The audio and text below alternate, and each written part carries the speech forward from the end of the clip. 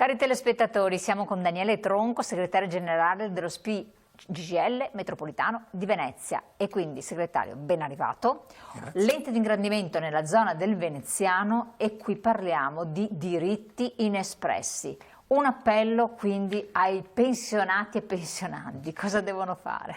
E cosa sono? Allora, intanto bisogna precisare che noi il 20-30% delle pensioni che controlliamo nascondono dei diritti che le persone hanno, ma che per vederseli riconosciuti devono fare domanda. Cioè molti non lo sanno e quindi non lo richiedono. E quindi noi siamo organizzati per scovare questi diritti nascosti e far avere alle persone anziane quanto gli è dovuto per effetto di un'applicazione della legge. Adesso l'esempio più chiaro che possiamo fare è quando una persona a 80 anni vive da sola e ha un limite di reddito non troppo alto, può chiedere un assegno per se stessa, che è una sorta di assegno familiare, che è un'integrazione, però sono 50 euro al mese, che per queste persone, soprattutto ottantenni, che hanno anche determinate, sono una boccata d'ossigeno. Ma va richiesto, questo è importante. Deve essere richiesto. Va richiesto, neanch'io sapevo, io pensavo che un diritto viene elargito, no. No, perché è legato al reddito, quindi per quello fa riferimento al reddito delle persone. Ecco, tengo presente che queste persone normalmente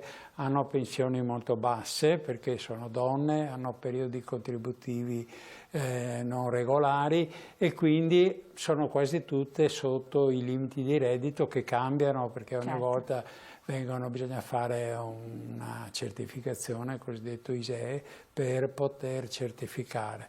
Ma così ce ne sono altri, per esempio la 14ª, cosiddetta 14ª, un'integrazione.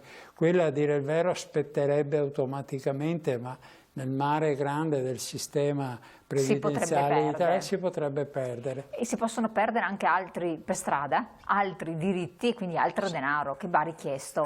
Certamente. Cosa fare? Bisogna rivolgersi alle nostre sedi, quindi o andare sul nostro sito, fissare un appuntamento, portare la documentazione che viene richiesta e procedere a un controllo. Tenga presente che noi già vedendo la dimensione della pensione siamo in grado, mettendo assieme l'età e il valore del trattamento economico percepito, a grandi linee siamo già in grado di...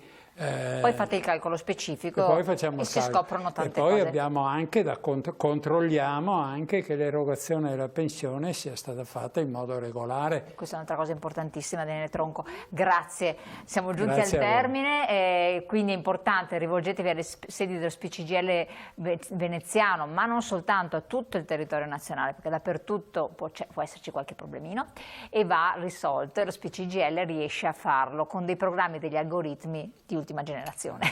Buon proseguimento.